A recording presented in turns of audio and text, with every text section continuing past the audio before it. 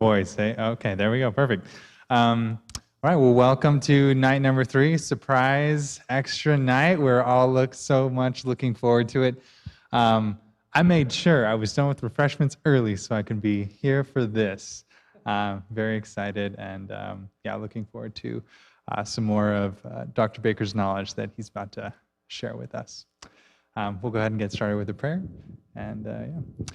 Dear Heavenly Father, thank you so much that we could make it safely here tonight. I want to pray that you be with Dr. Baker's words, and may he remember everything that goes with his slides, and be with our minds and help us to absorb everything that he says, and perhaps inspire us with a knowledge and wisdom that could change our lives.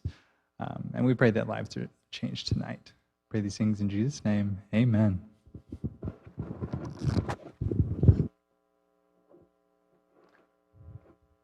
Okay, welcome to Archaeology, the Exodus, land of Ramses. Thank you for everyone who was able to come out tonight. I know it was kind of a last-minute thing, but the Academy changed their plans for tonight, and so I'm free. And so there's some questions the other night about the doctrine of the sanctuary. I'm not talking about the doctrine of the sanctuary, but I thought I would share with you, if you wanted to hear, some of the results of my dissertation, which is dealing with, particularly with the construction of the wilderness sanctuary. So, and this construction is important as it helps us understand maybe the context for the doctrines and things that happened inside of the sanctuary. The quote I got used for this one is actually the words of Amun. Amun is the God without a figure, the God who is the most powerful God. The words spoken by Amun to Hatshepsut, interestingly enough, probably the mother of Moses. May you build a house, may you embellish a sanctuary, may you consecrate my godly place. Now, obviously, this isn't God talking to her, this is their priest coming up with this, but they had this concept. This isn't a foreign concept. It's a concept that is found in Egypt. It's found in other places as well. So let's see, how was the wilderness sanctuary constructed? We'll start with a cultural context. The search for the ancient Near Eastern parallels for the sanctuary have all been colored by the lens of the documentary hypothesis. The documentary hypothesis states, in general, that the book of Exodus, including the rest of the Pentateuch, were all invented and written by priests after the Babylonian captivity, to justify their cult in Jerusalem. And because of this belief that Moses never existed, the Hebrews never came out of Egypt, that all this was invented to help them, the search for parallels has really always looked outside of, you probably can't see that, but it says outside of Egypt. They looked outside of Egypt for parallels. And those parallels are really lacking. They're not convincing, and it's probably a good reason why they're not convincing. But the Bible is very clear that the Hebrews came out of Egypt, and that was their immediate context. So why don't we look inside of Egypt for that context? Kenneth Kitchen is the first one to actually do that. He's a famous, everybody probably heard of Kenneth Kitchen.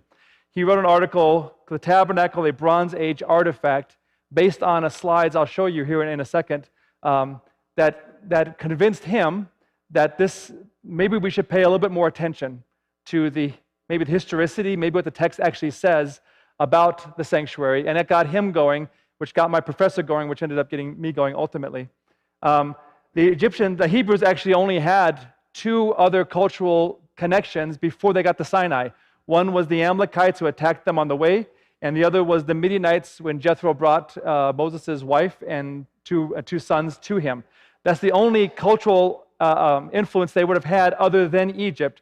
And so the question we have at the sanctuary, is the sanctuary a unique object, which I think I always assumed, or is it something that was culturally influenced to speak to the Hebrews in a way they could understand?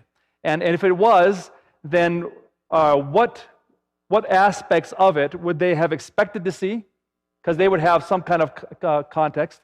What did they expect to see but was changed? Because in there is like bold relief change that would draw their attention, and what was introduced as new that they wouldn't have expected in that context. As we look for the context for heavenly realities, and we'll come back to the heavenly realities a little bit later. Of course, the plunder also.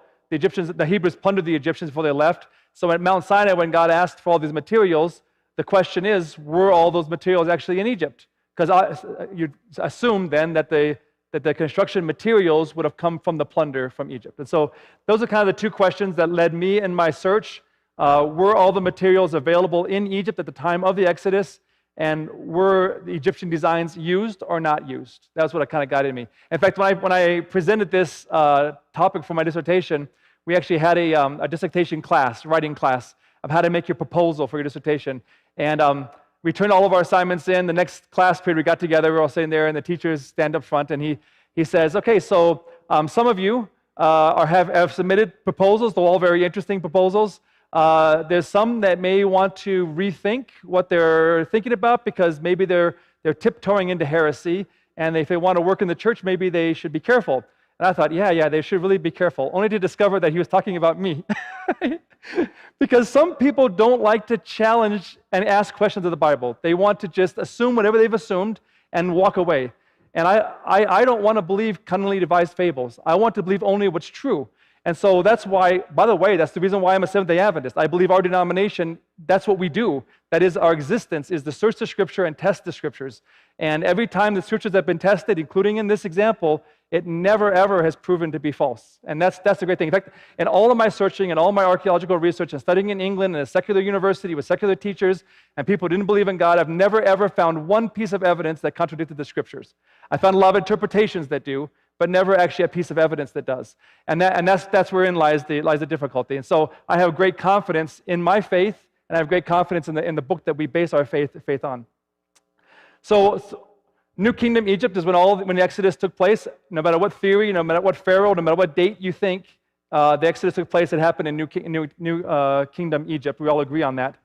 And so let's start off with the 9 materials, archaeological context for the 9 materials. God asked, the Lord spoke to Moses, saying, speak to the children of Israel that they bring me an offering from everyone who gives it willingly with his heart.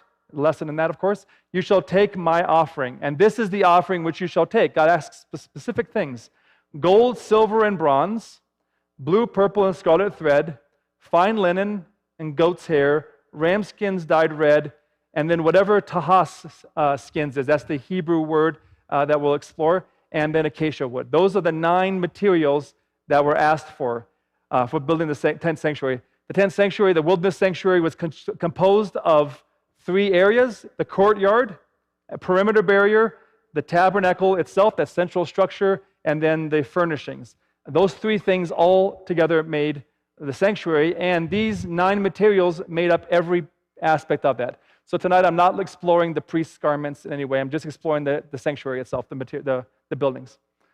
Okay, so let's start with gold. Ancient Egypt, everybody knows gold existed in Egypt. That's easy. We can check that one off the list right away. But there's things about gold that are interesting, and so we want to pause a minute and look at gold. Egypt was actually the source of gold in the ancient Near East. They had many mines in different places. We could talk about that. But gold was considered to be the skin of the gods. This is interesting because God took them out of Egypt, and then God asked for them to use gold, and gold only inside the tabernacle, which means the place where God is, he specifically associated with what the Egyptian belief that the gold is the skin of the god. Gold is related to the gods. For whatever reason, God chose to do that. That wasn't something that anybody invented. God chose that himself, which is something we have to contemplate. I can't give you an answer why he chose to do that, except that he wants to maybe communicate something easily to them. Gold was also a royal monopoly. You couldn't just get gold anywhere. Gold by its very nature belonged to the king, because the king himself, Pharaoh, was a god. And so thus it belonged to him. And the only way you could get gold if you were a goldsmith was to go to the priests who worked for the king and to get permission to use gold from them. That's the only way you could. Gold was used for all kinds of things, but only inside of the tabernacle. This here is a Tutankhamun's, of course, death mask. You see gold there. Gold, the Papyrus Harris, you can't read this, I'm just going to read it to you, claims enormous amounts of gold in Egypt. In fact, one example of the enormous amounts of gold, at Karnak, it says there were 2 solid gold obelisks. These are these long, tall towers with the kind of point on top. 2 solid gold obelisks that weighed 38 tons. 38 tons of gold, just those 2 obelisks by themselves, which is equal to today about $1.5 billion worth of gold. And that's just those 2.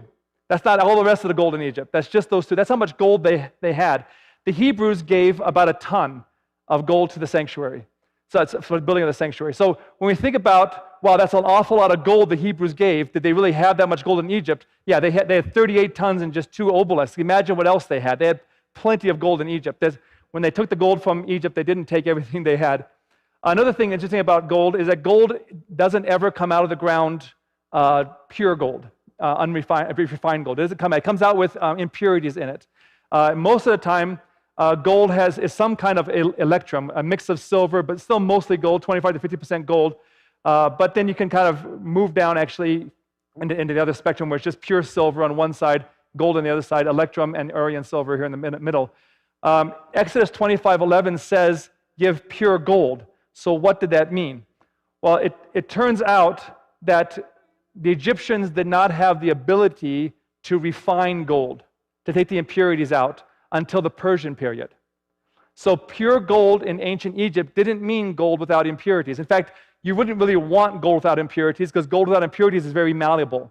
If you pick something up that it's this pure gold, you could damage it by how much you press on it or whatever. It's malleable. So you do want some impurities in it.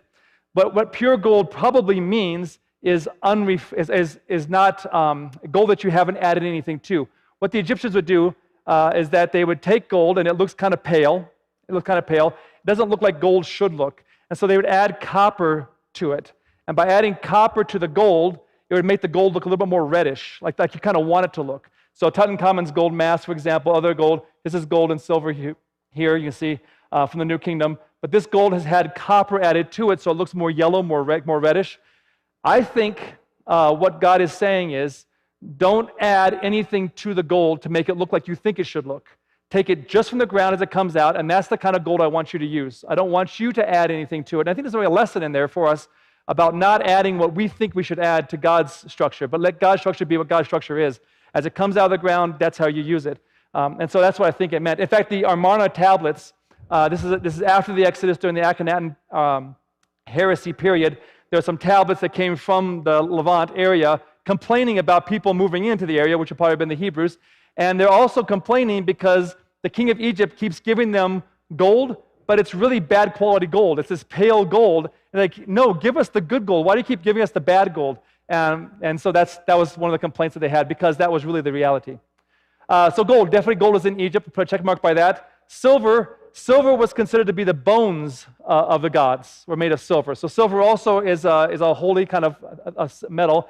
And until the Middle Kingdom, so from the Old Kingdom all the way through to the Middle Kingdom, by the time Abraham was in Egypt, that I think Abraham was in Egypt, silver was actually more valuable than gold because it was more rare. But by the time of the Exodus, by the New Kingdom, silver was about half as valuable as gold. And it was actually used in eye paint and other things. This actually is a libation vessel used by the wife of the third Tutmosis, who's one of the candidates for Pharaoh of the Exodus. So or it could have been the mother of the Pharaoh of the Exodus. This is a libation bowl made entirely out of silver, just for sake. By the Third Intermediate period, there was a time when a king actually had his whole sarcophagus made out of silver. The Hebrews were given, they were to give 100 talents and 1,775 shekels of silver, and that's not coins. There weren't any coins until the Persian period. So this is talking about weight, talents in weight and shekels in weight, which would have been equal to about 3.8 tons of silver. The 100 talents, this 100 talents, which is about 7,540 pounds of silver, was all used for sockets. So when we get to the actual tabernacle, the posts that were holding it up, they had, the framework had actually sockets in the ground so it wouldn't fall over. So silver was used for weights buried in the ground. They weren't something you even saw. So that's how valuable God's tabernacle is that even the weights in the ground that we would, like you use like a tetherball pole, right? And you have like a cement in the ground. That cement that you never ever see, that's the silver that was used here. That's what it was used for. And so only about 45 pounds of silver was used for everything else, all the capitals, the bands, and different things out in the courtyard. In fact, silver was used both in the tabernacle for those weights. We couldn't see it, but it was used there. But it was also used in the courtyard perimeter.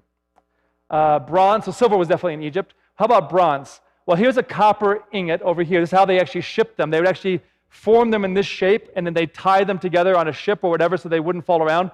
And that's how you actually sold, and this actually has been corroded, of course. It looks more greenish. This down here is a curling tong and trimmers made out of bronze in the New Kingdom. The Hebrews gave about 5,000, a little bit over 5,000 pounds of bronze, and bronze was used in all kinds of things in the courtyard area, and then furnishings in the courtyard. when was bronze used in Egypt? Well, copper was used from the very earliest time. This is copper up here. Brass wasn't used until the Ptolemaic period. So this is the Greek period that brass was used. So copper was available, but bronze was a new material, a new metal in the New Kingdom. It was something special about it. They had just figured out how to add tin to it. And in Egypt, other places may have had it a little bit earlier, but Egypt had bronze for the first time in the New Kingdom, which meant there was a new technology used in the sanctuary. So by using it instead of copper, it would have been brand new. Copper was available. It could have used copper, but bronze is a new technology, and there's something special about that. Here's a cat made out of bronze, a mirror made out of bronze, some mummification knives made out of bronze. See, bronze was better than copper because it's harder than copper. Bronze also can be sharpened, sharper than copper can, and it has a lower melting point. And I think that may be the reason, besides it being special because it's new, I think it also had that lower melting point because remember, every metal they had at Mount Sinai, they had to melt down and shape. And so you have to have a fire hot enough to be able to do that. So a lower melting temperature would actually be more advantageous for them, and that would have been better. So bronze actually would have been better, easier to use than copper. So, but anyway, bronze was available. Copper was also available. So if you believe it was copper instead of bronze, they both were available. How about the blue, purple, and scarlet thread? Actually, this is new technology too, because before the New Kingdom, they didn't dye thread by itself. Thread from flax is actually a very waxy. It doesn't take dyes very easily. So what they would do when they made their linen garments or whatever materials, they'd actually do it all in white, and then they would dye the actual garment or whatever it was. But by the New Kingdom, they figured out how to actually dye threads for the first time. So when it says blue, purple, and scarlet thread, they actually were able to do that in Egypt for the very first time. Red dye was also introduced in the 18th dynasty. They didn't have red dye they had red dye for paint, but not for garments. And that was for the first time in the 18th dynasty they had that. Purple then was also new because you made purple by first dyeing the thread or garment or whatever it is you're dyeing red, and then you dip it into the blue as many times as you need to get the right color of purple you want. And so that also was new. So red was new, purple was new, and even dyeing thread by itself was new at this time.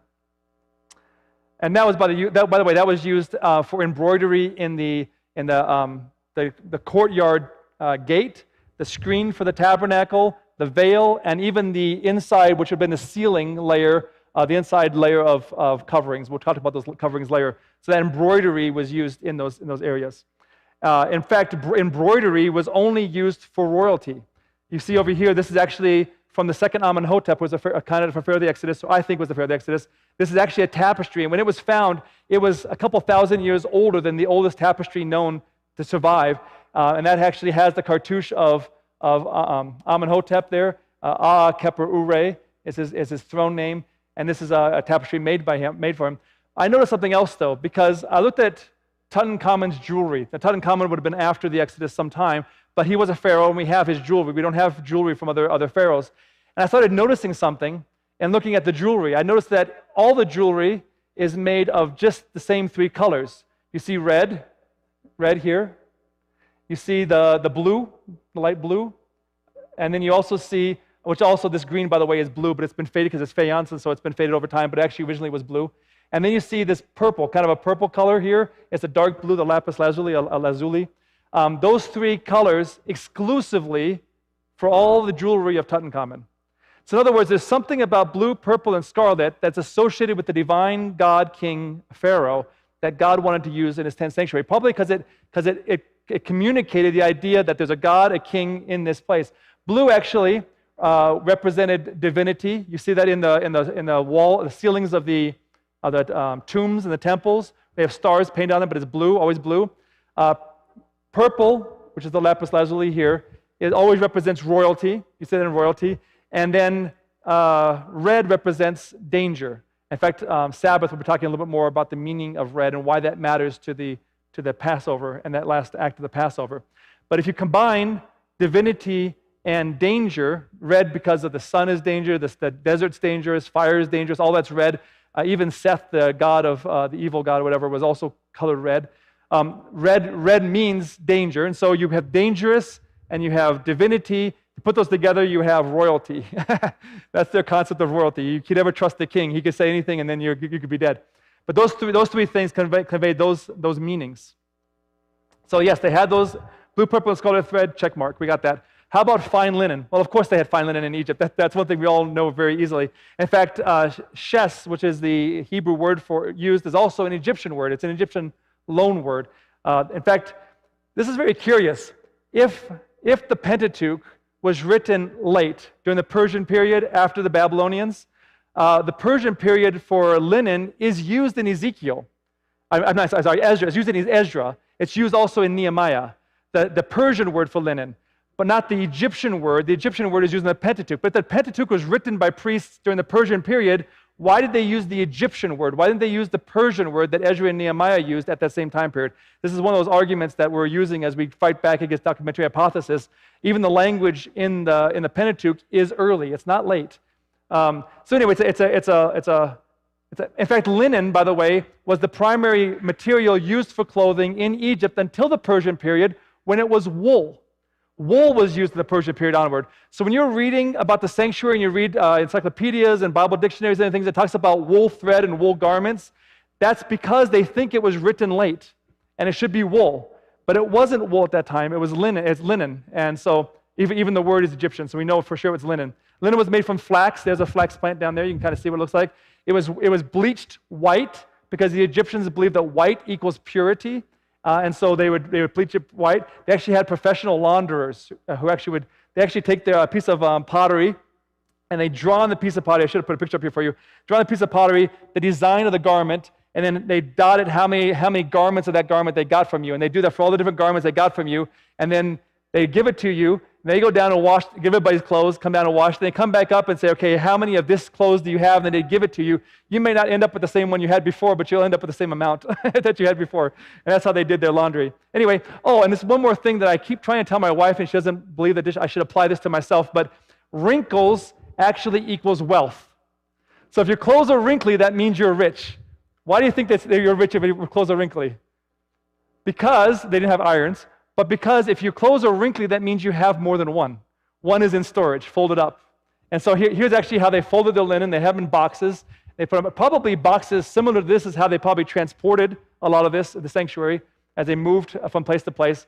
But anyway, wrinkles equaled richness. And I try to tell my wife, and she doesn't let me get away with that. It looks like ossuary. It does look like ossuary.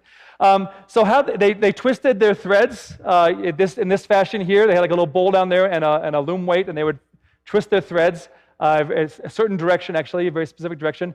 They had ground looms. This is on the ground, very short, and they'd weave from the earliest time. But in the New Kingdom, they got vertical looms that are up to 5 meters tall. These vertical looms allowed them to make massive sheets of linen that they weren't able to do before. Well, the tent sanctuary needs massive linen sheets. The size of the sanctuary, 100 cubits by 50 cubits, the perimeter. I mean, the linens that go over top of it. We'll talk about all that in a little bit. But it's massive sheets, and you could only do that with a vertical loom weight, and that was brand new technology. It's almost as if God gave them the technology to Egyptians so his people could then use it to make his sanctuary. Which means, by the way, this vertical loom weights had to come out. Can you imagine being a weaver in Egypt, one of the Hebrews, and this is your job every day, and you're like, okay, we got to leave. Let me ask for something. What do I want? Oh, I want that. I want to take that with me. So I set up my own business over where we're going, and then God said, okay, yeah, you can use that now for my sanctuary, and they did. They were very happy. In fact, we read this in Exodus, how they wove the fabrics right there at Mount Sinai. So, fine linen cloth, check mark. How about goat's hair? Well, of course there was goat's hair.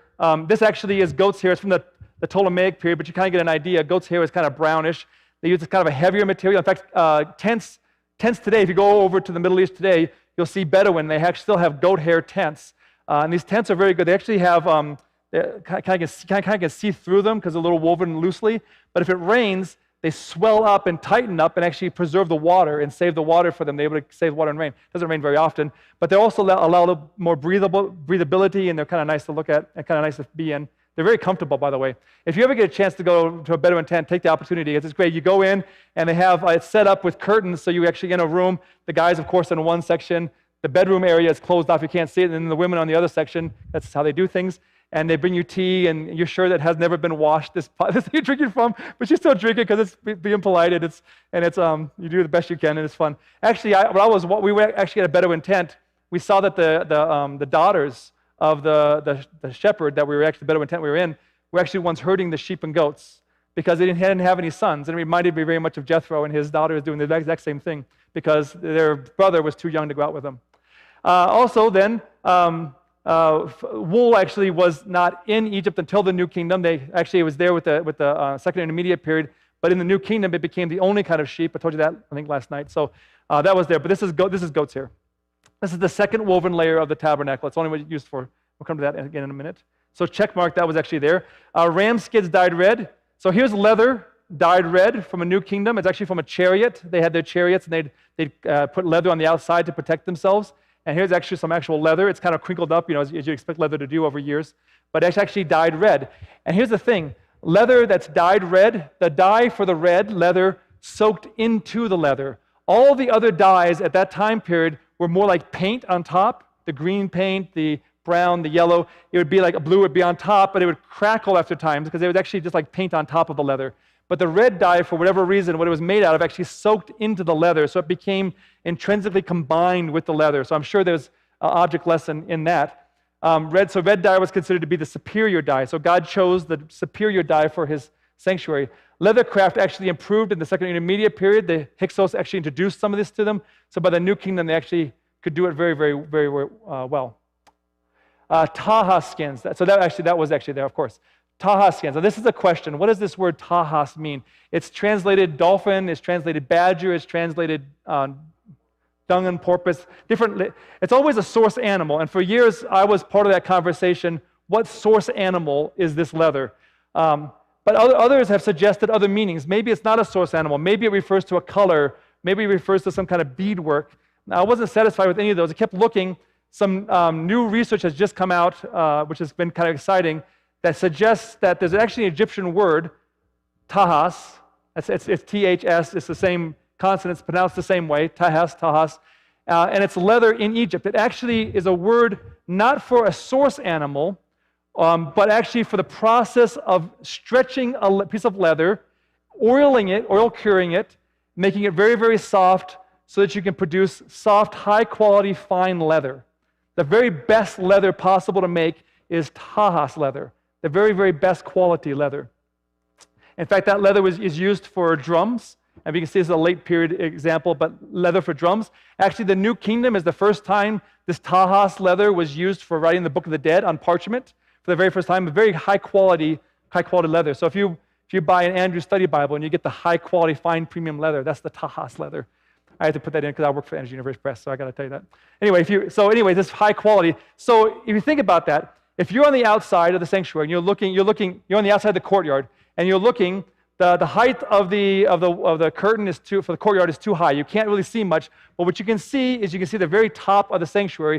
And the only part of the sanctuary you can see is this high quality, very expensive, fine leather. That's the part you can see on the outside. That conveys wealth to you. It conveys some kind of preciousness. Also, new technology, by the way, at this time.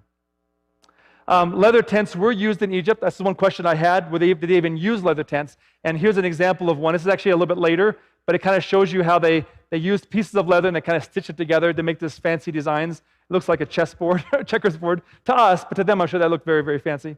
And so there were leather tents in other kingdoms. Actually, the Libyans actually used leather tents in the New Kingdom, by the way. So tahas skins definitely, if it means fine quality, high quality leather, then yes, it was available in Egypt at the time. And then acacia wood. Of course, acacia wood was in Egypt. It's an Egyptian loan word even. So even in the book of Exodus, it's actually an Egyptian word. And it was used for all the wood elements, every wood element in the sanctuary. But when you think about that, you have to also think about the tabernacle. We haven't talked about the frame yet, but the frame of the tabernacle was 10 cubits tall, which is about 15 cubits tall. And if you have questions later about the cubit and how that all works, I'll be happy to talk about that more. But it's about 15 cubits tall. So you need to have a single piece of acacia wood that's 15 cubits tall. There are many species of acacia wood used in Egypt, but only one acacia species that actually was used for shipbuilding for these really long planks and long pieces of wood, also used in construction, by the way. And that was the Acacia Nelatica. This is a picture of it today. But that was available in Egypt, and it was, as far as we know, was not available in the Sinai Peninsula. But of course, times change, and we don't really know what was available completely foliage at that time. So my theory is that they brought the wood back out. If you were working in construction, you were building two cities, you've done this your whole life, your dad did this, your grandfather did this, you've been doing this for a long time, and you're getting ready to go into a new land to build a house, to build a home, wouldn't you want to take some of the materials you just made with you, some of this long, precious wood? You don't know what's going to be over there, but you can bring this long wood with you. I think this is what it was. So I think they brought some of this long wood, planks already made, with them, and they came to Mount Sinai, and God asked for it, and they were willing to give up their own house materials for God's house materials. Another option is maybe there was some trees in the Sinai that were made of this kind of acacia, or a different kind that we don't even know about, that was tall, and maybe they cut it down there. It's also a possibility. So, yes, that was actually in Egypt. So, of all the 9 materials, not only were all 9 materials available in Egypt, 5 of them are brand new technologies, which would, in other words, by asking for these, that means God's asking for the very, very best, something very, very special. When you look at that, you know, as a Hebrew at that time, you know that this is a very special technology. But also, all 9 materials were only all available in the New Kingdom. Later on, the Persian period, they weren't all available. So this lets you know, lets me know, that whoever wrote, I believe it was Moses, I think all of us believe it was Moses, wrote the book of Exodus, was writing from a New Kingdom time period perspective. And this is one of my arguments for my colleagues that believe documentary hypothesis. How could a priest, at the time of the Persians, get all of this right? How could they get that right? It's beyond the realm of a possibility. So there's some special knowledge. Of course, their answer is, well, maybe there was a source material. I said, well, if there's a source material, then that means the Exodus happened, right? And so then your theory then goes out again. So what are you going to do? Okay, so yes, so all the materials were available. How about the experience? How would the Hebrews have experienced this tent sanctuary? Let's look at the design. So the whole study of the design actually came from a trip we took in, I think it was 2008 to Nuweiba. We went to one of the sites, the Gulf of Aqaba site for the Red Sea crossing, one of the proposed sites that Ron White had proposed. We wanted to evaluate that, so we actually went over there, a team of us, and Dr. Yonker was leading us. And he showed us a PowerPoint presentation, some things that he had just been reading about from Kenneth Kitchen and Michael Holman and a couple other people, and he wanted us to think about it. And so this is the picture he showed us. He showed us this picture. This is actually a picture of the military camp at Kadesh. It's from the second Ramses time. Let me put some color on it so you can see a little bit better. That part right there is what we're looking at. I put it in color. So this is actually in the walls at Abu Simbel. So you know, Abu Simbel is the one they had to move because they built the Aswan Dam. Remember that? It's very famous. And actually, the only place in Egypt that I was disappointed. Everything else in Egypt was bigger than I thought. When I got there, that was a little bit smaller than I thought. I mean, still it was fantastic. You walk inside. I mean, I shouldn't be complaining. You walk inside, and you get this nice pillared hall, and then you go behind to the right of the pillared hall, over to the side, and overside there's a door there, and over the door is this camp. We're talking a little bit more about this camp. But in this camp, at the center to the right of this camp, is a rectangular structure with 2 rooms, one room bigger than the other room, with foreigners here, captives, in adoration towards the inner room, the inner tent here. And in there is a box with 2 winged creatures on it, and in between it is the name of the god king Ramses. This looks, he said, well, what do you think about this? This looks an awful lot like the Ark of the Covenant. This looks an awful lot like a tent, the sanctuary. What do you guys think about that? And he said, I wish that there'd be some student who might take this on, and I didn't know that student would be me at the time, but it ended up being me. When I went to England, I started working on it, and then I came back to Andrews and finished working on it. And so this is where this all comes from, this idea that, could God have actually used an Egyptian design? I mean, I thought the tent sanctuary was all based on a model in heaven. So what is this? How come this looks so much like the sanctuary? Could it just be that Satan copied it, used it for an army camp? Maybe that's what happened. So anyway, let's look through this and see what we can see. The tent sanctuary, the wilderness sanctuary, everyone knows, you're probably all familiar with it, consists of a courtyard perimeter barrier with a gate. It has a tabernacle, a central structure that has a screen with 5 pillars standing up in front of it, hold it up. Then it has a most holy place inside with a veil. It has furniture, a bronze altar, a laver, table, lampstand, golden altar, and of course the ark. And that's all of this makes the sanctuary.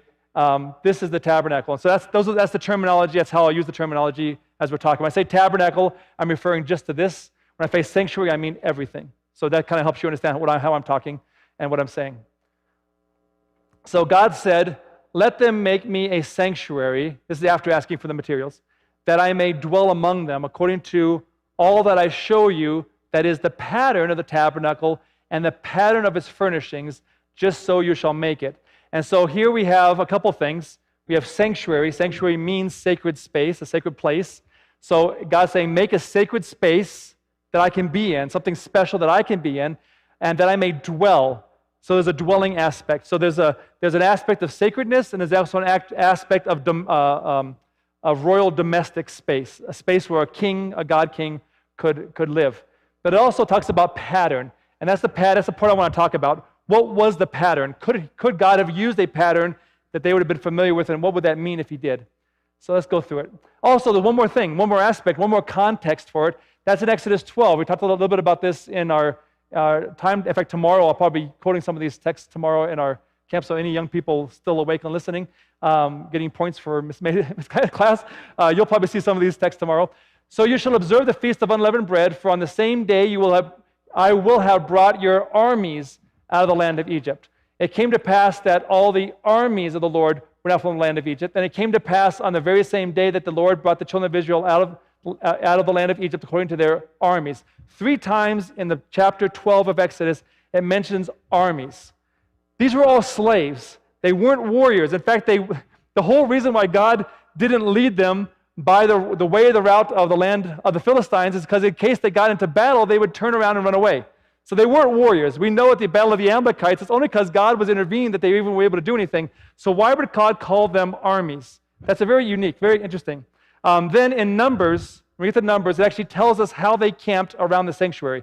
The book of Exodus ends with them setting the camp up, the tent sanctuary up, and then Numbers begins by telling how they should camp around it. They should camp according to their armies. And it says that word over and over and over again by each of the tribes, by their armies.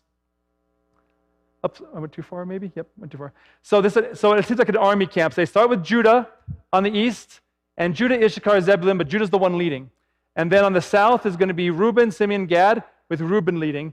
And then on the west is going to be Ephraim, Manasseh, Benjamin, Ephraim leading. And then the north is Dan, Asher, Naphtali, with Dan leading. And these are the texts, it's all there anyway, you can look at it. In between them are the Levites. Moses and Aaron are camping on the east between these armies and the sanctuary. The Levites, the Gershonites are between these, and then the Merarites are here, the Kohathites are here. So they actually were camping according to their armies around, but the Levites were kind of like a buffer between the armies, the regular camp of the Israelites, and the space of God. So the Levites were that kind of like space in between. By the way, it says that lead them by their standards. This is actually Egyptian military standards. This is actually a serpent standard in Egypt. They actually had standards. They put them on long poles. They have a short pole here. They actually have long poles, and they would lead them and have some kind of animal or some kind of whatever representing. Dr. Baldwin at Andrews University has made something out of looking back at the end of Genesis. You know, remember when Jacob is blessing or cursing, as it could be, his sons? He actually calls them animals, different animals. Judah is called a lion. Reuben is called a man. Ephraim is called an ox. And Dan is called a serpent in one place. In another place, he's called an eagle. And so he suggests that, and I think maybe he'd be right, that these may actually be the standards they used. They may have used those kind of standards, and they may have looked something like that. I'm adding that last part. Dr. Baldwin didn't say that part. So the sanctuary is in the context of an army camp. That's also very interesting, especially considering what we just saw. So let them make me a sanctuary that may dwell among them. Let them camp according to their armies. So we have sacred space, royal domestic space, and military space. Those are the 3 contexts. And so I looked at each of those spaces in my dissertation. I'm not going to bore you with all the details. I'll just give you some of it. The Egyptian military camp, that's what we're going to kind of base this on. Okay, this is a camp that has, by the way, I looked at all different kind of contexts, so I'm not going to go you through. The only context, the only thing that was mobile in ancient Egypt, mobile because the tent sanctuary was mobile in Egypt, had an army context, had a sacred context, and had domestic context, domestic royal context. is this army camp of Ramses is the only one. By the way, Ramses, although he may not be the pharaoh of the Exodus, he and his father and grandfather, they were actually the same military as in the 18th dynasty. In fact, the first Ramses was a general in Horemheb, who was the last king of the 18th dynasty's army. So the army design of the 19th dynasty is exactly the same design as the 18th dynasty. So no matter who the pharaoh of the Exodus is, the same design, even though Ramses is the only one we have an example of, it's the same design in the 18th dynasty. All right, so we have all three spaces, and we're going to explore those now. Okay, if you look, by the way, this same army camp is it's actually in quite a few places, but it's only like this in three places, Abu Simbel, the Ramesseum, and Luxor. But if you look at all three of these walls, these are line drawings, all these walls, you'll see that the 10th sanctuary is always where it's at, but always you have the gate. There's guards at the gate. You probably can't see it from here. There's guards at the gate. There's actually horses here. There's horses here. There's horses here. You actually see a man. This is two tents. You probably can't see from your sitting, but there's two tents. In between is a man carrying like a rod across his back with he's carrying two things. That's here. It's here. It's here. There's actually a lion, the lion tamer, an actual lion. Actually, it actually says in hieroglyphs that's a lion. The lion is here. The lion is there. In other words, everything you see in one, you see in all the others. In other words, this is a picture, so to speak, of a snapshot in time. The time is when Ramses' military camp, army camp, was attacked by the Hittites. If they've come in this side to attack, and you can see the same people doing the same things. There's many more parallels. They're all exactly the same place. So this isn't, maybe you have the idea that, well, maybe this is kind of an artist's idea, but this is exactly what the Egyptians wanted them to portray, the exact moment in time. So every detail matters, and that's why we can look at it, I think, with some kind of confidence. So first of all, we notice that each of them, I put a blue line around it, each of them has a perimeter barrier around this central thing. I don't think, by the way, that the outside here, the outside perimeter, has anything to do with the 10th sanctuary, because the army's on the inside of that. But remember, in the 10th sanctuary, their army's on the outside. So I'm considering maybe this might be similar to the perimeter barrier at least the perimeter barrier for his army camp, at least. By the way, it's the same ratio design, 2-to-1, that the 10th sanctuary is. The 10th sanctuary, the perimeter barrier was 5 cubits high, which is about 8.5 feet high, so you couldn't have seen over it. It's made of cloth, so it's not a barrier that's going to keep anybody out. So the only thing keeping you out is you knowing what's on the inside of it. That's royal space. And also the tabernacle itself was 10 cubits high, about 17 feet, so you'd be able to see the top of it, like I said earlier. And then there's a gate on the side. This gate is much, much bigger than anything in the Egyptian army camp, but maybe in the perimeter, in that one courtyard, central building, maybe it was. We don't know how big that gate was. But the gate is very big. It's not trying to keep anybody out. It's trying to get access in. The gateway was embroidered with red, purple, and blue thread, which means if you looked at it as a Hebrew, you'd know that king was beyond, because embroidery is only used for royalty, remember? Then, as you get inside, you come up to the bronze altar. The bronze altar is the first thing you come to. The bronze altar was about 5 cubits wide, so it's about the same width as the perimeter barrier is tall. So it's about 8.5 feet wide. It's square, and it's about 3 cubits high, so it's about 5 feet high. So it's about 5 feet high and about 8.5, bigger than my arms can span, wide. So it's more flat this way than it is actually high. These are some altars in Egypt. There's actually one in Karnak where I work. Actually, by the way, I just learned today that the Egyptians has accepted our security clearances, so I'm going to be able to go to Egypt in December, so I'm very happy. Not that you care at all, I'm just telling you because I'm happy. Okay, anyway, so, but this is how they had their altars. Actually would walk up the altars inside. They burn whatever they had on top, and underneath they have the ashes down below, and that's how they did their altars. This altar, the dimension is completely different. It's made out of different materials, but it kind of gives you an idea what the Egyptians were doing at least. The altar, a bronze altar, actually had a network grate of bronze about halfway down inside of it, and they had 2 wooden poles overlaid with bronze, of course, to carry it. The question is, what did they do with the ashes? We don't know what they did with the ashes. The Egyptians buried the ash because it was sacred. They buried the ash in the perimeter, in the precincts of the temple. Maybe the Hebrews did the same thing. I don't know. By the way, the rings, so these poles are put into rings in Egypt, but the rings are not rings like a ring on your finger ring. It's more like a soup can. It's a cylindrical ring. And that actually makes a lot more sense for a pole to go into because then it wouldn't slip around so much. So the rings that they had are more cylindrical type rings. I'll show you some examples actually of that a little bit later. The laver was the next thing. The laver is a little hard. It's obviously for purification. In Egypt, they actually had purification. They had big pools, sacred lakes, so that the priests could wash and be clean. We don't actually know what we know it was made out of bronze, but we don't really know the shape. So I go back. We don't really know the shape of the laver. It doesn't tell us it's round. It doesn't tell us it's square. It doesn't tell us anything. There's no dimensions whatsoever about the laver. We don't actually even know. I'll go back one slide. We don't actually even know that this is where it was at. It could have been over here. It could have been over here. It was just between here and here. That's where it was at. That's all we know. It's through Ellen White and other reasons that we think it was actually in line here. But the Bible doesn't actually describe it. I was actually looking for that. How do we know where it's actually at? We don't know where it's actually at, from the Bible at least. So anyway, those are no dimensions are given. And then we get to the tabernacle itself, and we come to the screen of the tabernacle. The screen was actually linen, embroidered linen, again, with those three colors. So again, if you happen to be a Levite working in the courtyard, you see the screen of the tabernacle, and it's embroidered. Again, telling you that a God is inside. A God King is inside, actually. And it's hung on 5 pillars. We don't know how tall those 5 pillars are. It doesn't tell us how tall the 5 pillars are. This tells us that there are 5 pillars. In Egypt, they actually had pillars out in front of their temples. These tall pillars had flags on them. Of course, we have no idea what the Hebrews did. We don't know if they had flags. Probably didn't have flags. But the idea of having pillars out front had some significance to the Egyptians, and unfortunately, we don't know what that significance is. It's all speculation, so I'm not going to mention any of it. But at least they had them there, so that's interesting at least. The tabernacle itself was to be 17 feet high, 10 cubits high, about 12 cubits wide. So it's actually wider than it is high.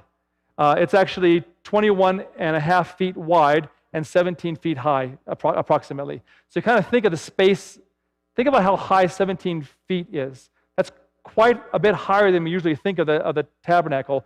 And 21 and a half feet wide is a little bit wider than we usually think of the tabernacle. So I don't think I probably have this to scale. Maybe I do. We'll see. But anyway, so it's made out of a framework. It actually had a frame in it on 3 sides, the south, the west, and the north sides. 20 boards per side, 8 boards on the end. And each of those boards was 1.5 cubits wide, which gives us the 12-cubit width. 20 boards. Each of these boards had 2 silver sockets. I talked about those sockets before, the weights in the ground. Each board had 2 of those, so they were anchored really deep. It was not going to be moving. And each of these, it's all overlaid with gold, by the way. They had rings in them. This is an artist's idea of what it looked like, with poles extending to kind of keep the boards all together.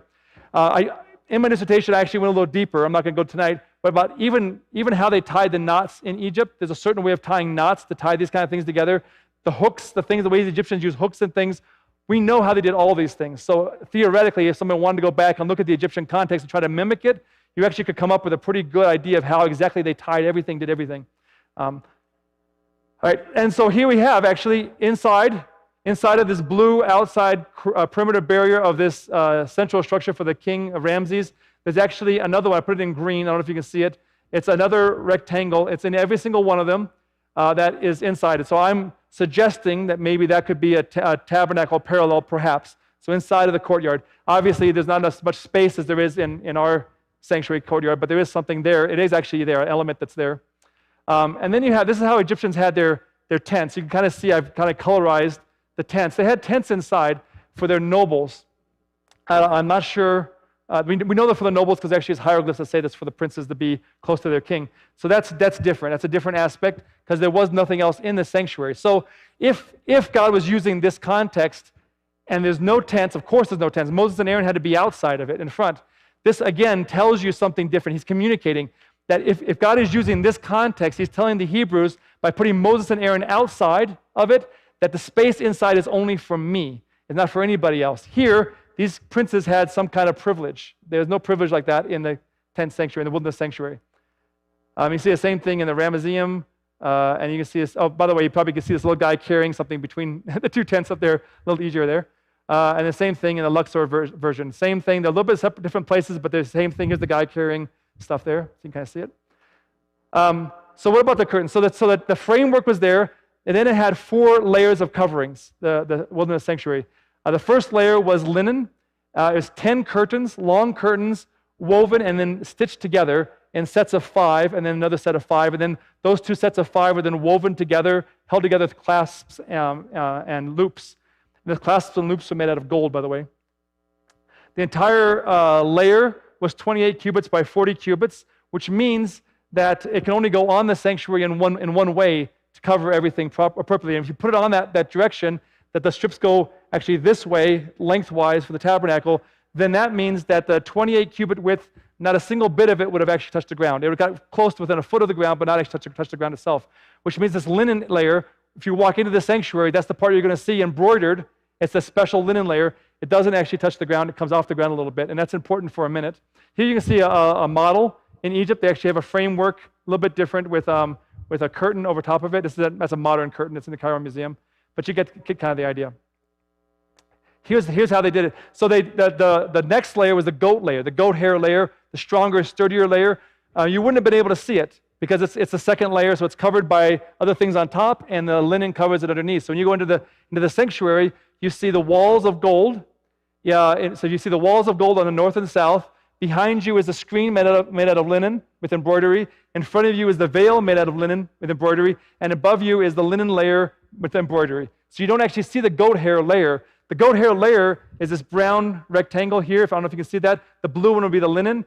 And the brown goat hair layer is exactly, 1 foot or so past the linen layer, which means it would have completely covered the linen layer and it's been the kind of this strong, supportive, weight-holding layer, doing the heavy layer, but not the heavy work, but not actually being the precious part. The next one is a ram skins dyed red. That's the next layer that goes on top. It's this really sturdy leather that's dyed red. It goes over top of the goat hair layer, probably to protect the Tahas leather on top, which is not. It's also not visible because the Tahas layer, what I'm proposing is this fine Egyptian leather, fine premium leather, leather on top is actually covering it. So it's the only thing you see. So actually, all you see of the layers, if you're inside the tabernacle looking up, you see the linen layer, the precious, valuable linen layer embroidered. If you're on the outside looking at it, all you see is this precious, high-quality premium leather on the outside. So you only see the expensive layers. The heavy-duty kind of weight, strength layers are on the insides doing the heavy layer work. 4 layers, very unique. That's not something in Egypt. That's something unique to the sanctuary. I showed you this picture of this one earlier. I'm actually standing by it in the Cairo Museum, so you can kind of see how tall it is. That's a canopy a little bit late, made out of leather. This is very interesting. That's from a late period, though. Okay, so that's the tent sanctuary. That's the tabernacle itself. Now let's go to the furnishings. The furnishings, we've done the bronze altar, we've done the laver. Now we're inside. Let's do the table. The table was, remember, the tabernacle is 17 feet high. So I'm about 6 feet tall. Imagine 11 more feet above me. That's how high the tabernacle is. Okay, and then the table is only about 1.5 cubits high, which is about 2.5 feet high. So you walk in and you see this really high ceiling, but the table is this high. The table is really short. And it's also not very wide. It's also short and wide. So in other words, it gives you a scale, a grand scale of size and dimensions for God. We don't know what the table looked like, but on the Ark of Titus, we actually have a drawing, or actually it's a carved relief of the table at the time of the Jerusalem destruction in AD 70. Probably a very different looking table, that's what people think. But notice it also has the trumpet, 2 silver trumpets with it. It's interesting because we know about the trumpets. We know that they were in the sanctuary, the tabernacle sanctuary's complex somehow, someplace, but we didn't know where. If it was associated with the table, that's also interesting. I'll come to that in a second. Actually, we've done all that already. So let's go. It actually has gold rings, gold poles. You know all that already. Gold dishes, plates, pitchers, whatever. God said, make 2 silver trumpets for yourself. You shall make them of hammered work, and they shall be for calling the congregation, for directing movement of the camp. Well, it just so happens that 2 silver trumpets were found in Tutankhamun's tomb. Silver trumpets he used for his military, to move his military, and to call them to different things. In fact, I think in the early 1900s, a trumpeter actually tried it. You can actually go to YouTube and listen to it. It actually produces a sound similar to C major, but in the process of blowing on it and making this beautiful, sound, I can't do a very good trumpet sound, but whatever, you know what it sounds like. They actually broke the trumpet, which is devastating. But anyway, we got to do, at least we do on sound, we actually have an audio recording of it. And they have this wood core that goes inside of it so that it keeps its shape while they're moving from place to place, which is kind of interesting. That's not a mute. That's a very long mute. That's not a mute. Okay. So they actually had trumpets. The Egyptians had trumpets, and here we have trumpets associated with the tent sanctuary. On the south wall was the lampstand. Again, the lampstand, we don't have any dimensions. We don't know how tall it was. We don't know how wide it was. All we know is a description of what it looked like, kind of the elements of it. But even then, it's a little ambiguous what it actually looks like. Fortunately, we have plenty of menorah. Again, the Ark of Titus there. We have some other menorah drawings, engravings found in Judean tombs and things in Israel. So we kind of have some idea of what they thought it looked like, at least the time of the Second Temple. But the point of it was, it's supposed to give light in front. So just think phenomenologically with me. Think about the phenomenon, the experience of it. You walk into the tent, saying this tabernacle. There's a screen behind you. You're completely in a box room. There's no light. It's completely dark. The only light you have are 7 lamps on this side, held up by this gold framework of menorah, whatever that looked like. And they're pointed towards the room, so they're on the south side, which means they're casting a light against the gold wall behind them, and the shadow is going all the way across the room against the north wall, which also is gold, so it's reflecting light back again. So there's gold on both sides reflecting light back and forth, and that's the light you have in the tabernacle, kind of thinking about it, how that would look, how that would feel. And then at the far side, just before the veil, is the gold altar. The gold altar is only 3.5 feet tall, so it's about this tall, again, in a room that's 17 feet tall. So just kind of think, all this furniture, we don't know how big the lampstand was, but everything else is quite small compared to the room itself. So the sense of grandeur. We had an art of worship class in the Philippines, and we went to different denominations, different places to see how they worshiped. And the one thing about the Catholic denomination, for all the things that flaws and different problems, the one thing they do really well is grandeur. You walk into their cathedral, and you feel the sense of something much, much bigger than you. And for all the flaws, that's one thing they at least get right, the sense of God and the sense of space, and that's what the tabernacle did for only the few people who could actually walk in, which isn't very many, by the way. It's just the priest doing the work and then the high priest once a year. The Egyptians had censers. They didn't have altars. We actually do have, by the way, altars inside temples next to the sanctuary inside the temple. But the Egyptian archaeologists don't know what it's used for. I've suggested in my MA thesis in England that maybe, looking at the tent sanctuary and the parallels, that maybe that was used for incense. Maybe we can use the Hebrew scriptures to help us understand the Egyptian context, which would be kind of fun to flip that around. But they did have censers. They used these little hands. I don't think the Hebrews used little hands for censers, but that's what the Egyptians used. Kind of an idea of burning incense. By the way, the incense, of course, the formula, I didn't put the formula up here, but all the recipe for the formula for the incense and for the oil, all of those were also in Egypt at the time, so it was available. And then we get to the most holy place. The most holy place is distinguished by a veil. In scholarship, there's a question. Is the veil a single curtain, or is the veil a 4-sided canopy, which also, by the way, has a curtain? Which is it? Which is it? And I don't know if I can give you an answer, but I'll give you some ideas of why the debate is there. I've always, in my mind, imagined a curtain, because I've looked at Uncle Arthur's bedtime stories, the Bible stories, and that's how it's drawn, so that's how it is, right? That's on my mind. So that's how I've always thought of it. So the veil was held up on 4 pillars. No mention, by the way, of rope.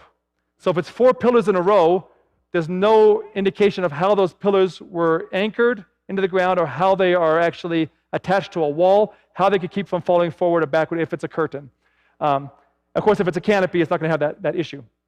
The pillars were to stand, it was silver sockets. They actually had overlaid with gold. The veil was to be attached to these 4 pillars. And in Exodus, it actually says, in Hebrew, the veil was to be set over the Ark of the Covenant. Over. And this isn't on traveling. This is when Moses set it up at the very end of the book of Exodus. In Hebrew, it says actually the veil was to go over. And this is with the idea of maybe it could have been a canopy in front, of course, as a curtain, as we know it has to be, but also going over and distinguishing. In other words, the veil itself as a canopy is the most holy place. That is the most holy place. And this becomes really important to some of my colleagues and professors, and I'll explain that in a second. So here we have something very similar. We have a space that could be, we don't know what the shape is. It's like all the other ones, it's square. But then on the inside is actually a tent, the tent of the king. It's himself, which in this case would have been a canopy type situation. You kind of see those two, and every one of them, they have the same shape. Slightly different ratio on that one, but they're the same shape. Okay, so that's an idea. And inside this, by the way, the reason why this canopy idea even matters is that I don't understand all the theology, but Dr. Roy Gain, Dr. Richard Davidson, two of my dear friends and mentors in many ways, they both assure me that it's very important for the most holy place to be a cube. Later on, Solomon's temple, it was a cube. The shape was a cube. But the tabernacle itself is not a cube. It's wider than it is tall. So if it's a curtain, then we've got a problem getting a cube. But if it's a canopy, it can absolutely be a cube inside, fitting perfectly inside. So the cube shape of the most holy place can still be intact. The theology behind all that, and the reason why it matters, which I don't fully understand, is still actually there. And so they actually favor the canopy idea because of that. So this is just kind of let you know that. The Ark of the Covenant, we know how the Ark of the Covenant looked like, what it looked like. But also in Egypt, you see this all over. You see, here's a boat there's a box actually inside the boat. You can't see that. But on top of it is this a canopy, and the canopy are these winged protectresses, and the priests are carrying it on a pole. Anubis here is carried on a pole. Over here is another bark of almond. Here's a pole, and it's got a boat, and the box is inside, and it has two tiers, both again with protectresses, winged protectresses on both sides. Here's actually a model of one of these boats with the poles and everything. So the whole idea of this, I showed this to my professors in England for my MA, and they said, well, how could the Ark of the Covenant look so much like that? For them, they're not thinking, from God in heaven and things. They're just thinking about parallels on earth. And they're thinking about this, well, it's obvious that the Ark of the Covenant is based on this. This is their mindset. But how would that have happened? Because these never left Egypt. In other words, the person who wrote the text of Exodus had to have actually been in Egypt if he's going to copy this, which is the way they said it. I would say it a different way. But it impressed them. They were impressed that, wow, maybe the book of Exodus is much, much earlier than we thought because of this right here. This is kind of convincing for them. For us, it gives us another idea, another question. Why would that happen? Here we have carrying chairs. The whole thing of carrying on poles, even boxes are carried on poles. The idea of those winged protectresses are everywhere. Why would God have, we know why Satan might copy this, but why would God have winged protectresses, these winged angels on his ark? Why would he do that? What does it represent? Do you know? If they think about heaven, you think about Lucifer, what he was, think about Michael, what he was doing, what were they doing? The covering cherub, right? This whole idea of a covering cherub. There's a pastor, I'm going to share this with you. I don't know if it's true. I don't know if the theology is good. Maybe our pastor here can help us understand if this is right or not, but I'm not putting you on the spot. But the pastor in England, he suggested this to me. He said, okay, imagine Lucifer as a covering cherub. He's one of the two covering cherubs, and he's looking across at God's on the throne. He's looking across at the other side, and he sees Michael, the archangel, on the other side, the other covering cherub. And when God and Jesus, Michael, talked about creation and things, went into conference together, they didn't get up and go to a secret antechamber room. They did it right there. And Lucifer can see very much these two are talking in a way that he can't participate in. And why is that angel over there something different than me over here? And he got angry and left. And maybe Gabriel took his place. That's the theory. I don't know if that's true. But the whole idea about a covering cherub, he's here, and that makes me understand at least a little bit better why he may have gotten upset. And that's why Ellen White, I think, why she says, and she describes it in Patriarchs and Prophets, the very first chapter, that at some point God took Michael, Jesus, and put him on the throne and said, this is actually God. This actually isn't an angel. He looks like it to you, but he's not just an angel. And for a moment, Lucifer was convinced this is this. Anyway, this idea of covering cherub, it persisted all the way into all the Egyptian architecture and iconography, and that's why I don't think God is not copying Egypt. I think Egypt was copying God. I think Satan wanted to keep putting this in every place you get. I am one of these people. I am one of these covering cherub. I'm important. He puts it everywhere of all the gods. Anyway, that's the Egyptian archaeological context, but I want to do one more thing. If the sanctuary is late, if it was made by priests late in the Persian period, then what did it look like? What did Mesopotamian army camps look like. Well, here's a Mesopotamian army camp. This is Sargon here, Sennacherib, and Assurbanipal. And I want you to see this. Obviously, they're all round. That's much different than the rectangular version of Egypt. They all have actual walls with towers. That's nothing like the Egyptian one, which used shields, right? In each of them, you'll see some of them you'll see a religious element. There's priests offering things. So there's a sacred element in each of them, but it's a little bit different in the way they did it. Also, you see their tents.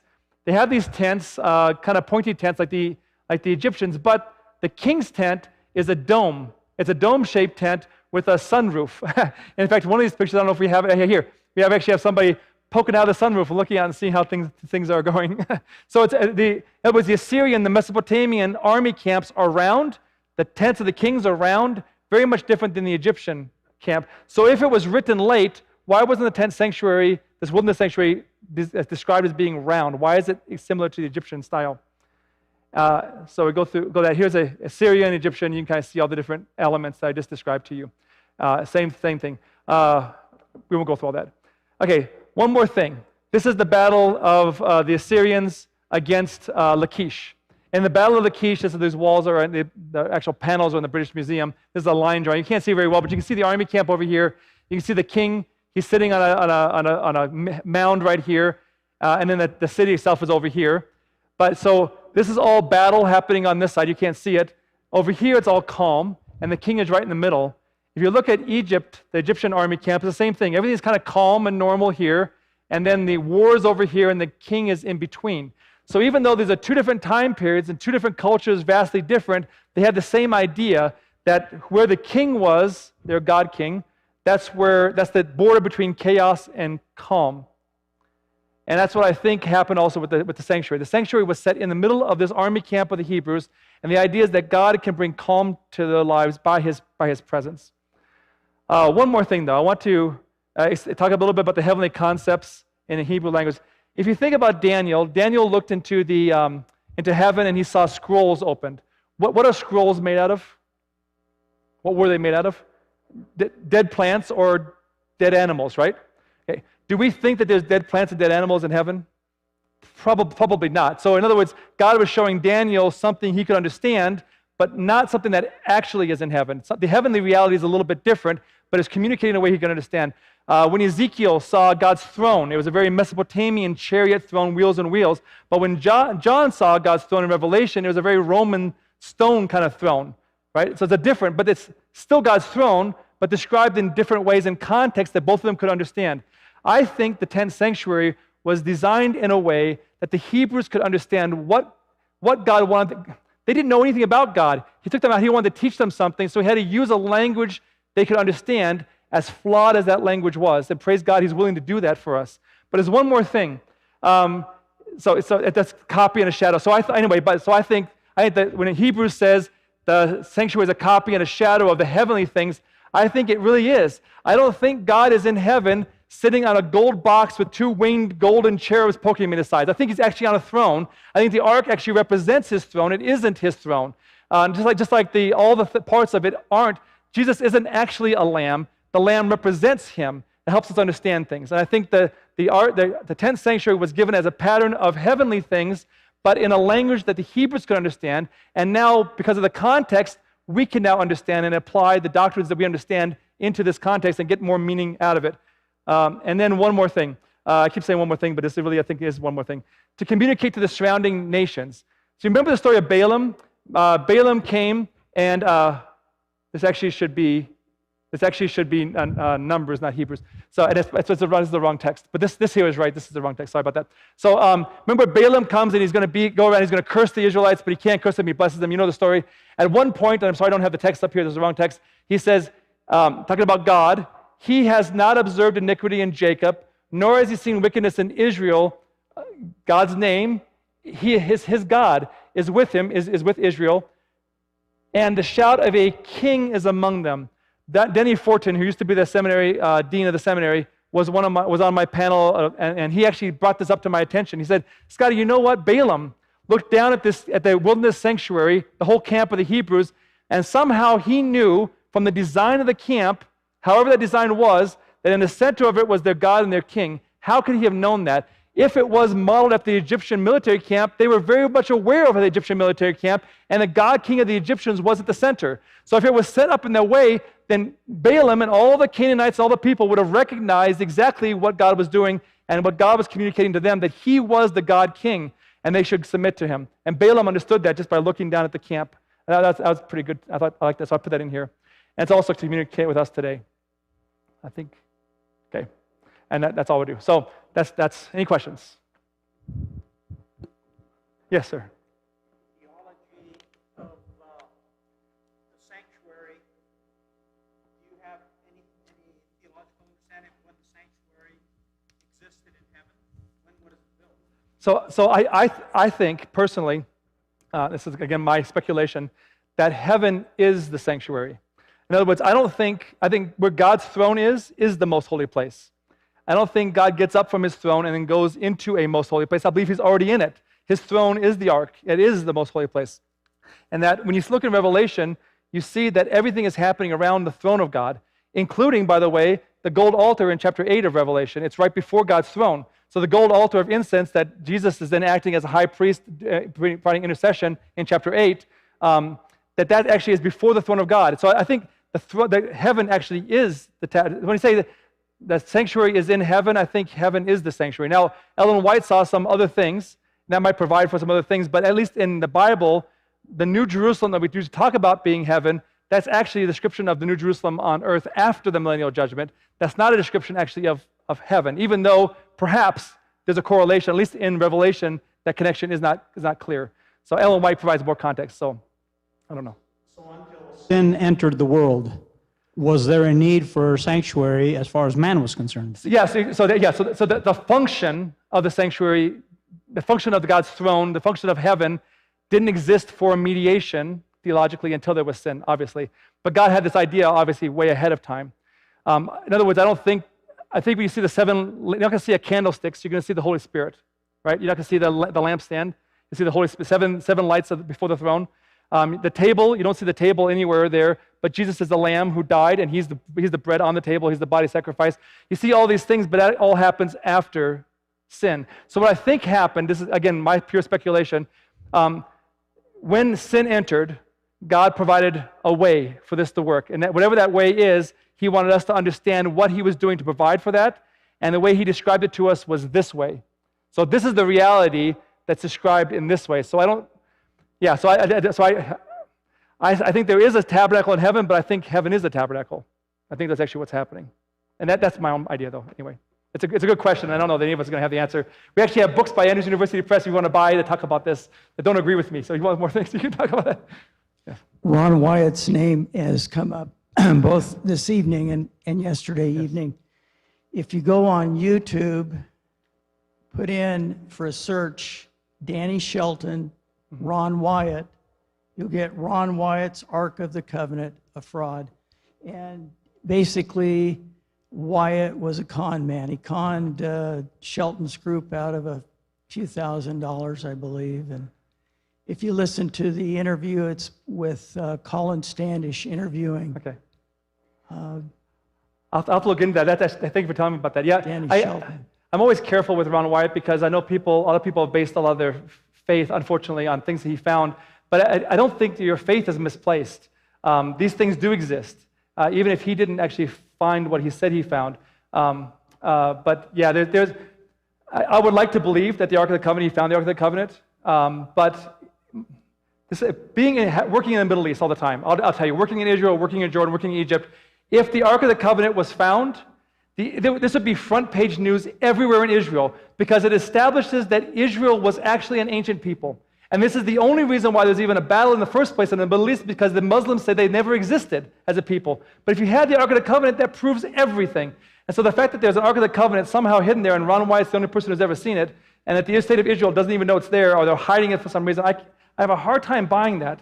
I also have a hard time buying that it's in Ethiopia, because if it was actually in Ethiopia, Israel, I know, would go to war to get it back. So I don't believe that Israel's like, well, you guys could go ahead and have it. There's no way that exists. So just by me being over there and knowing the people and knowing the government, it's really hard for me to believe that it actually was there. And there were a number of other items that he claimed to have found. Yeah. You listen to the interview, I don't think there'll be any question in your mind. One other question I did have was Hebrews 9:4 on the location of the altar of incense. Any thoughts on that? Maybe tell me a little bit about it.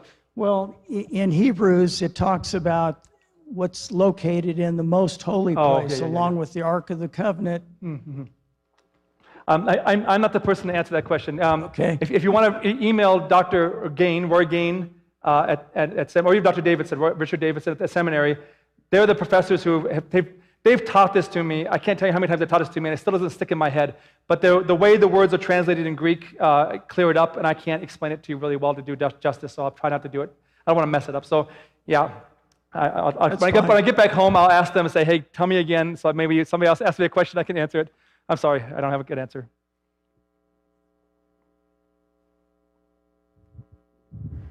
I know there are problems with numbers in the Bible, but I'm wondering what you think of how many slaves, how many Israelites actually were on this march. Thank you for asking that question. That's actually a question that's near and dear to my heart because most of what we quote, even among Adventist scholars, is from the evolutionary perspective. And so what happens is you come to a city and you see the size of a city. The city is not much bigger than the campus of Campion. Any ancient city was not much bigger than this. And you say, well, how many people could actually live in these houses? And you get an estimation of a population. The problem is that the population of a city didn't all live in the city. The city actually expanded. There's actually boundary stones for what the city was all the way around. It needs to go out quite some distance. And those people live mostly in tents, which don't have an archaeological footprint. So you have no idea how many people lived out there or how many people lived beyond it. And when an army would come, all these people would go inside the city and they live in the streets, they live on top of houses, they live any place they could possibly live. So we don't actually have a good idea of the demographics, population demographics of the ancient people. We do know that the book of Exodus says 600,000 men at the time of the Exodus. When you get the book of Numbers, it actually gives you the actual numbers. Those numbers, by the way, I don't believe in the large military unit idea that maybe you're aware of. Because if you add the numbers up in the book of Numbers, when you get to number 10, the one carries.